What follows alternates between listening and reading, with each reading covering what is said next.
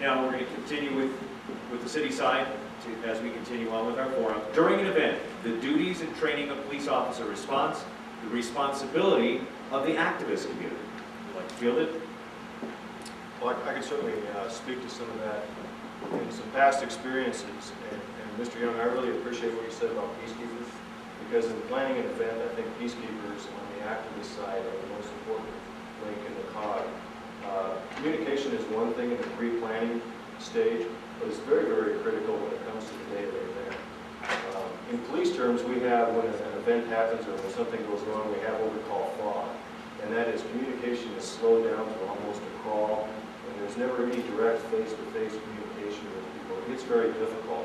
And then pretty soon somebody hears something, and then pretty soon that becomes truth, and then pretty soon things get out and become very chaotic. So identification of peacekeepers at the actual event and organize an event, organizers and who's in charge on the activist side, to be teamed up with a command person is very, very critical in these type of events. And it's critical when we're going to do things like make an announcement. If we do have some type of organized rally or something going on and it oversteps its bounds and laws are being broken, city ordinances are being violated, then it becomes the police's responsibility to declare that an unlawful assembly at that particular time. And I know that can be a very, very confusing part of the whole process. And that's not done in a vacuum. That's done with the assistance of the city attorney, who is usually on scene, in the hopes of not letting property damage occur, injury occur, and most importantly for the protection of those involved in the protest, because things can get out of hand very quickly.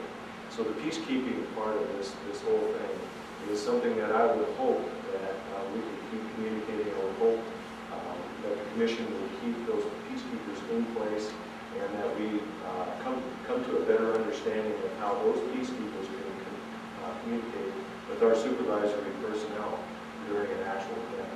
And I think what will happen on that is that once we determine that, then we can get a win-win situation where the outcome from the police is that there are no laws violated, and the outcome from the group is that your message is heard throughout the community. And I think that's really what we're trying to struggle for here, what we're trying to get to. So when things happen like that, I would say as one salient point of this whole discussion is that we continue to have communication, we continue to keep the peacekeepers and event organizers appraised, along with command and supervisory people from the police department, and we can accomplish our goals.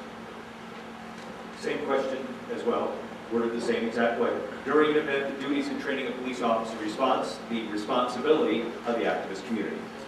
I believe it's a responsibility of the activist community to stay within the bounds of the predetermined area that activities are to be taking place.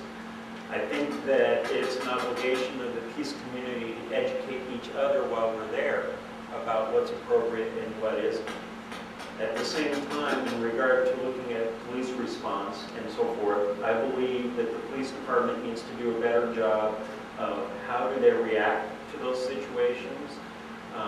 It would appear that from my personal observations that there are situations where the police department oversteps their boundaries as well, and when they do that, it tends to be more of a physical situation that causes issues. And where it's not very many officers that do that, it's enough that it becomes a problem. And perhaps a specific team should be developed for working with those organizations or those events. I don't know. I don't know the best answer for your part, but I do believe that better training needs to take place, a better set of knowledge needs to take place, and that an appropriate response from the police department needs to be what prevails in those situations instead of overgoing or overbearing in a situation. I think that training both sides to communicate with each other, training both sides to honor what the other side needs to do. As you were saying earlier, sometimes there are activists that get out and are involved that want to be arrested. And I think that planning for that and making that happen is a reasonable thing to have happen. And it's been my observation that when that does happen, it's usually done correctly. But when something happens that's a surprise, it seems to me that the side that tends to go overboard that I've observed has been the police department. And I think that that's a training issue. And once again, you know, the majority of the police do a wonderful job. It's just a few. And I would have to say that there are probably a few protesters that are the same way. You know, they go overboard on one side or another, and we need to both work with those few